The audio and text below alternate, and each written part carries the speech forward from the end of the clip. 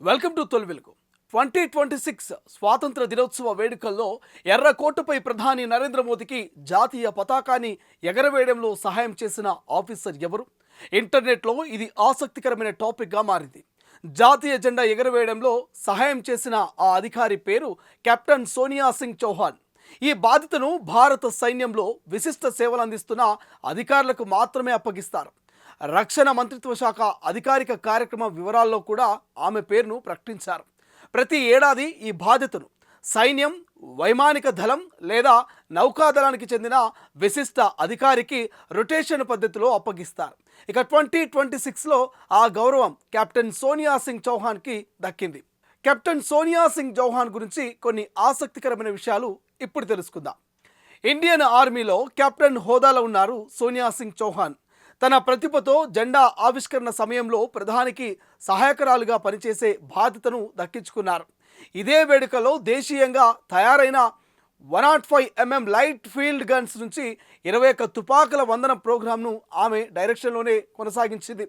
ఇక ప్రధాని పక్కన ఆమె గంభీరమైన రూపం, క్రమశిక్షణతో కూడిన హావభావాల వీడియోలు సోషల్ మీడియాలో వైరల్ అవుతున్నాయి. గడిచిన కొన్నేళ్లుగా ఏ ఏడాదిలో ఏ ఆఫీసర్ ఈ రోల్ పోషించారనేది ఇప్పుడు తెలుసుకుందాం. 2025లో ఇండియన్ ఎయిర్ ఫోర్స్కు చెందిన ఫ్లయింగ్ ఆఫీసర్ రషికా శర్మ ప్రధానికి అసిస్టెంట్ చేశారు. ఇక భారత వైమానిక దళానికి చెందిన రషికా శర్మ మహిళా ఫైటర్ ఆఫీసర్ల కొత్త తరం ప్రతినిధిగా నిలిచారు. అందుకే ఆమెకు ఈ గౌరవం లభించింది.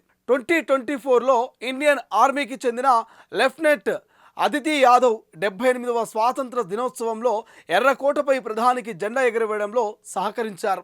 యువ మహిళా అధికారులకు ఆమె ఎంపిక ఒక ప్రేరణగా నిలిచింది.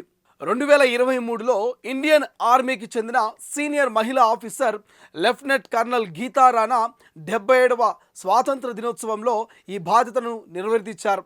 ఇక మహిళల నాయకత్వానికి ఇది మరొక మైలురాయిగా గుర్తింపు పొందింది.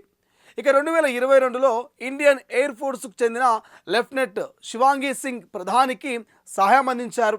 రాఫెల్ యుద్ధ విమానం నడిపిన తొలి మహిళా పైలట్లలో శివాంగి సింగ్ ఒకరు.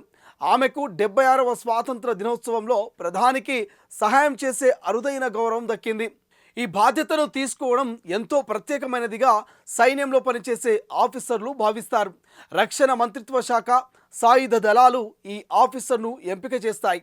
విశిష్ట సేవలు, క్రమశిక్షణ, వృత్తి నైపుణ్యాన్ని పరిగణలోకి తీసుకొని ఈ గౌరవం ఇస్తుంటారు. ఈ వీడియో కనుక మీకు నచ్చినట్లయితే లైక్ చేయండి, షేర్ చేయండి, మా ఛానల్ని సబ్స్క్రైబ్ చేసుకోండి.